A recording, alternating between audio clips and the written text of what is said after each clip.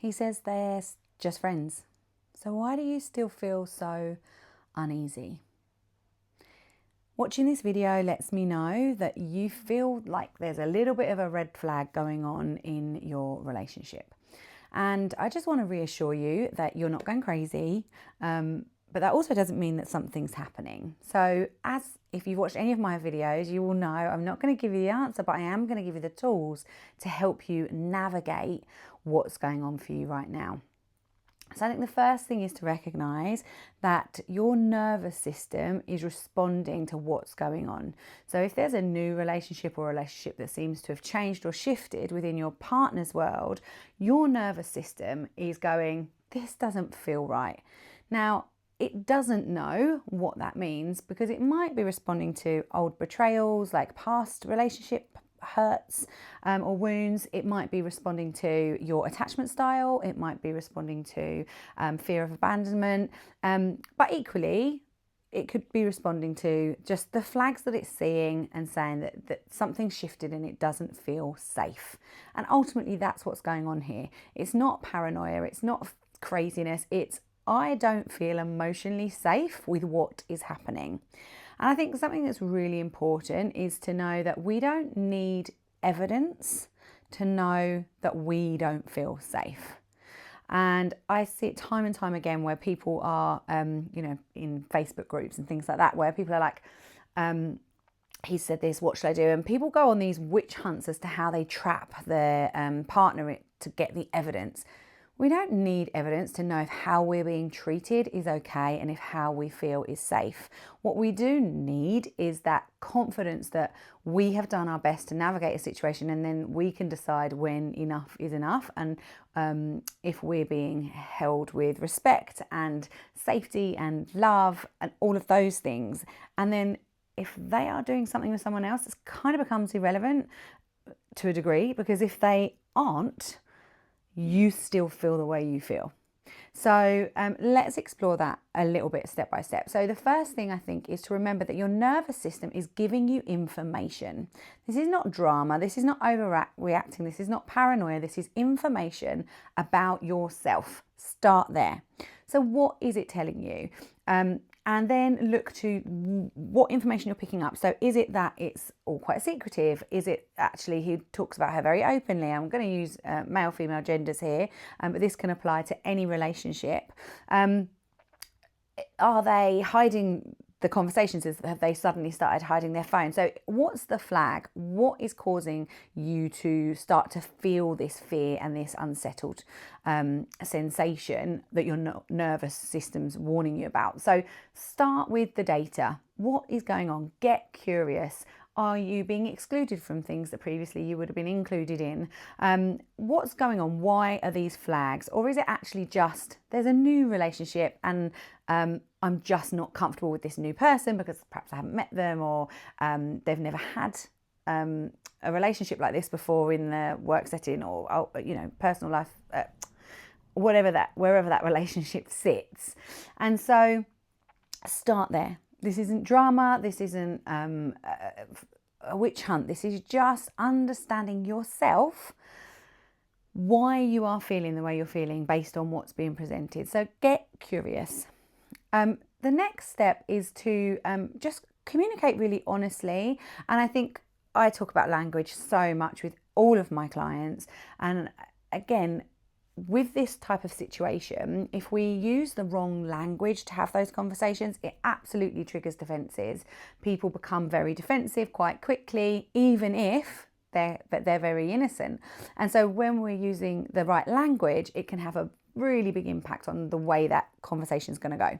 So for example, instead of we need to talk and I don't like this relationship you've got with this other person, or what's going on?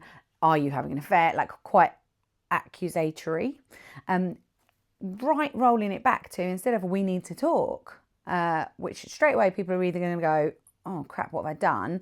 Or, oh, here we go again. So generally there's kind of two responses, but both of which don't foster open and honest communication. So right there, we're going to start with, can we talk about something that's important to me? It's about you. You're making the conversation straight away. You're saying the subject matter is me, it's important to me, and you're inviting, can we talk about something that's really important to me? Totally changes the tone of the conversation and is more likely for the other person, if they love and care for you, to lean in and want to understand what's important to you. Then the next thing is how we're phrasing it. So as I've said, we don't want to be making accusations and we don't really want to make it too much about them.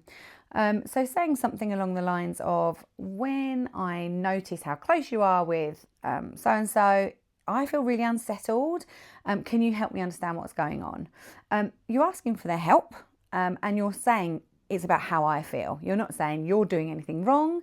You're not making any accusations. You're just noticing what's going on for you based on what's going on around you. So again, really changes the tone. Now, in these situations, sometimes people can come back with, oh, you're being oversensitive, or don't be so ridiculous. And sometimes that is just a shock factor, like, oh my gosh, where's this coming from? They're blindsided, they weren't expecting it. Sometimes it can be dismissing your reality, and there is a difference, and one is okay and the other is not. So just making sure that you make time for this conversation, because you are not feeling comfortable, but you're making it about you. This is not about saying they're doing anything wrong. This is very much about bringing it back to, no, this is just how I feel, and inviting them in to help you get through that.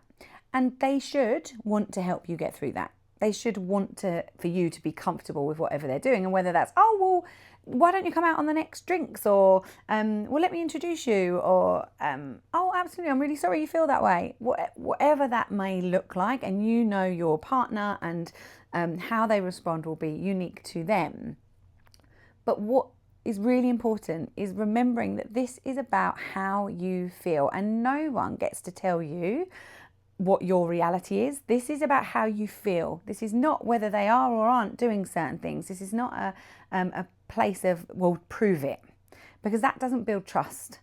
You're saying, this is how I feel. This is how I feel based on what's going on. Help me understand this, so that because I don't want to feel this way. Yeah, you don't want to feel uncomfortable or unsettled, but that is your reality. So it's remembering this is information. That doesn't mean something is or isn't happening. It's information. Communicate really honestly and openly about what's going on for you, rather than telling them what they are doing. Because we all have a different view of the world. Again, this is something I talk about a lot. So when we're telling them what their reality is, they are, potentially going to just deny that, get defensive. And it's not about that. This is about how you feel. You feel uncomfortable. Because when there's quite often there's two reactions. We either style it out and, oh yeah, he would never, I trust him implicitly. But what you're actually then doing is ignoring your nervous system, saying this doesn't feel okay. And that's not good for you. And also isn't good for your relationship, because it's covering over something that's important to you, and it's not building that open, honest communication. So yes, you can style it out and go, oh no, he would never, he wouldn't ever do that, so I'm not worried, and ignore that little red flag. Or go full in, making accusations. Something's going on, give me your phone, I want to check your phone. And that's not going to, again, create trust or open, healthy communication.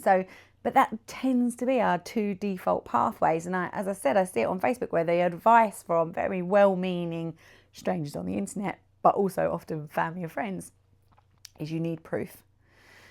And so I think the other part is, you don't need proof.